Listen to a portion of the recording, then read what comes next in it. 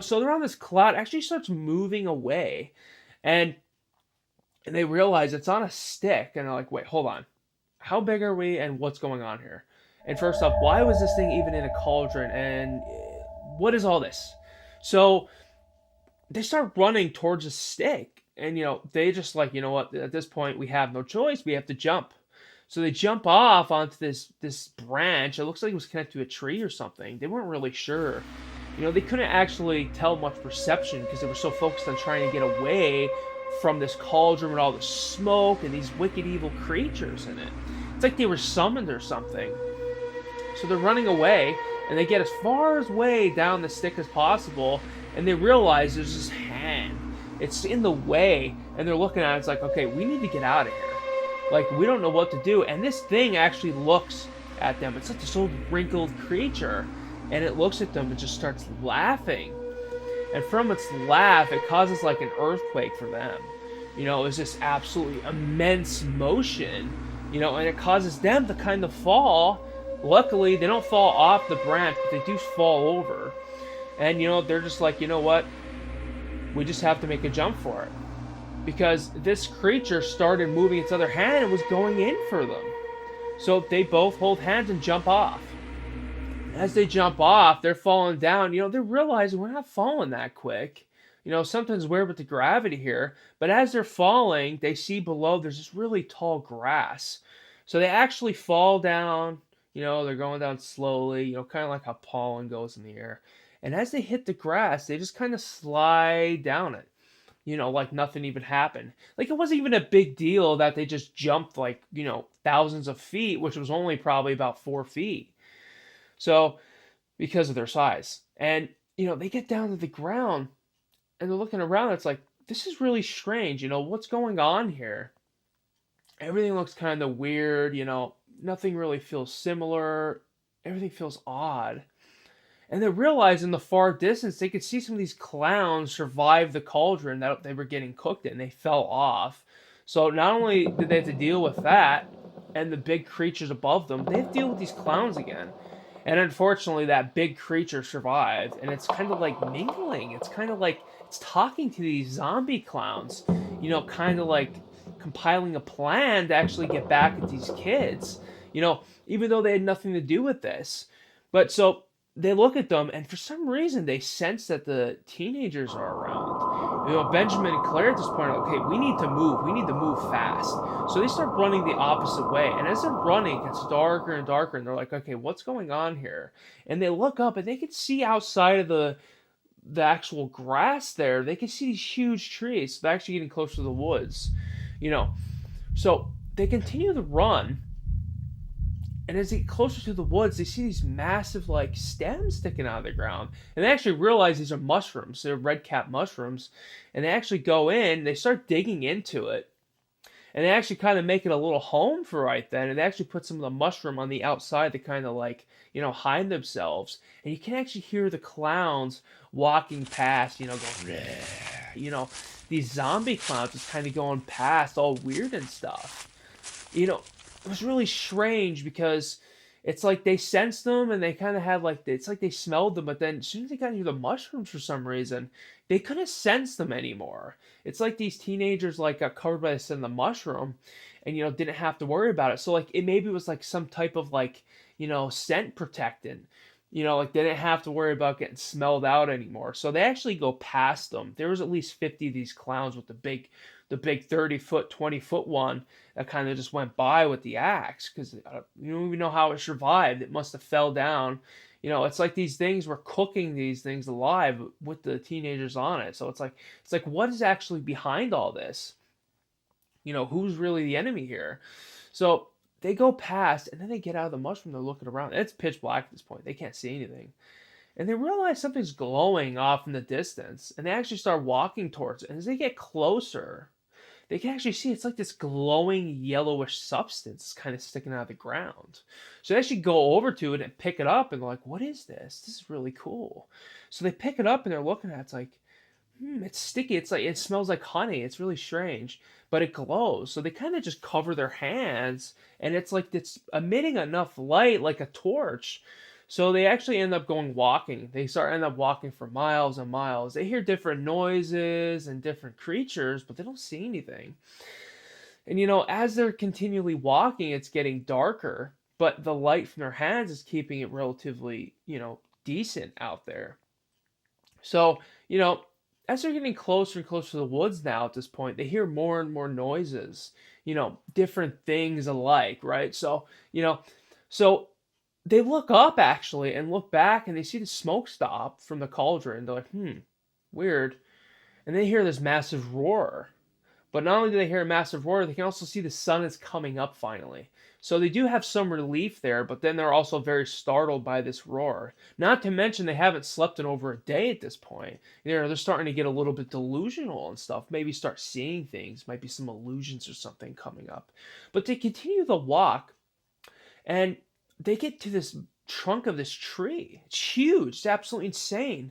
This tree is massive. It's like, what are we going to do in this situation? So they actually realize that stuff in their hands is really sticky. They're like, okay, the only way so we can see where we are. So they devise a plan. Claire and Benjamin devise a plan, and they said, the only way we're gonna be able to see where we are is if we climb this tree. So they actually take a risk and they start plunging up the tree with this glowing sap, and they actually make it to the top. As treacherous and exhausting as it was, and the miles up, for some reason, the stuff on their hands and feet, it kind of just worked really well. They didn't have to put a lot of effort in climbing. It's like this gave them some ability or energy for their muscles as they went up this tree. So as they get up to the top and they're looking, they're like, oh no, they get right to the leaves and there's these massive spiders.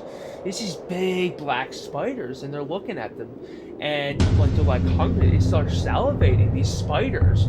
It's like they wanted to eat these teenagers, but luckily that sap kept them away. It kind of just kept them looking, and every time they tried to get close, they kind of flinched back. Because the sap actually had properties that actually protected ants on the ground from spiders, so it actually prevented them from eating them. Because in this world, anything goes. Anything would go and always will be. So as they're making their way to the top, luckily these spiders stay away. You can hear them hissing and, their clumps, trying to get to these kids. So they get up to the top of the tree, and they're on this leaf way at the top. And the wind blows, and they're just holding on. Luckily, they have the sap still. It's very sticky and, resilient to, deabsorbing. So they're looking off, and all they can see for miles and miles is tree line. And they're like, what do we do at this point? How do we get out of here? And they could see far in the distance, there's these giant creatures that are far bigger than these trees. We're talking hundreds of feet tall. So it's kind of has that Jack and the Beanstalk vibe. What's actually going on here? So they're like, well, we have to do something now in this situation. We can't just actually keep it like this. It's like, what can we do? It's like if we can fly out of here, what type of situation can we actually be in? So they actually realized, there's a bird coming. It's not a normal bird, though. It actually had 4 eyes. It was coming right at them, and it had its mouth open. It's like, and it had these really sharp, bloody teeth. And as it comes down, they're like, we're done. This is it. It actually flies right overhead and grabs this creature. It was kind of sitting over in the far right side behind them. They actually didn't even notice. It actually blended in with the tree with camouflage. And this sting was huge, and the bird just ripped its neck and just started gushing blood all out of it. And, it just grabs it and eats it whole. This creature, compared to the bird, it was actually quite small, but to the teenagers, it was actually huge. And this bird comes back over and just kind of stares at them, and it can smell the honey on them, and it actually enjoys that scent because that type of bird actually helps the ants build colonies. It's a really weird relationship they have together. So they actually jump on this bird. They're like, you know what? It's letting us get on, and it's letting us kind of control where it's going. Because as soon as they got on, it can sense them on how or where they want to go. it starts flapping its wings and it starts taking off and it goes far in the distance. It's taking them miles away. And you can see these giants and everything, but luckily the giants don't eat birds for prey. They're actually eating other things that kind of come out of this weird looking swamp. It's kind of like this pink and orange swamp. It's like sulfur or something, but you can see it's pulling out these balls of something. We didn't know really what it was, but you can see it. And it smelled horrible.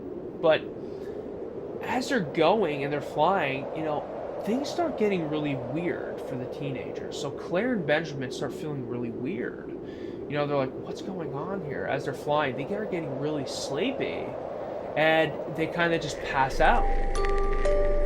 Next thing you know it, they wake up in their beds at home. And they're like, wait, what just happened? Was that real? Or was it not real? And, Claire wakes up and talks to Benjamin like, was that real? And we just woke up at the same time. There's no way that didn't just happen to us. Like, we saw this. It was actually a thing.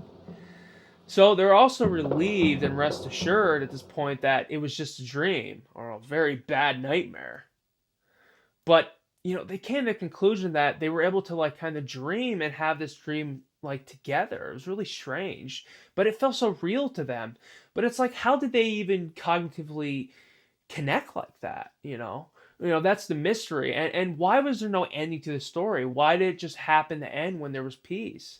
What was next in the story? Well, you guys might want to know that there is going to be a part 2 to Claire and Benjamin's adventure.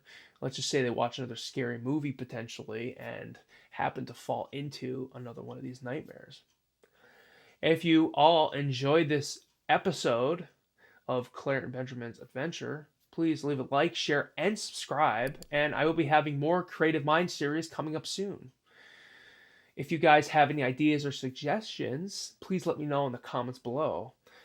Again, if you guys enjoyed this one, let me know. I will definitely be looking into doing some more interesting Halloween-esque videos coming up soon.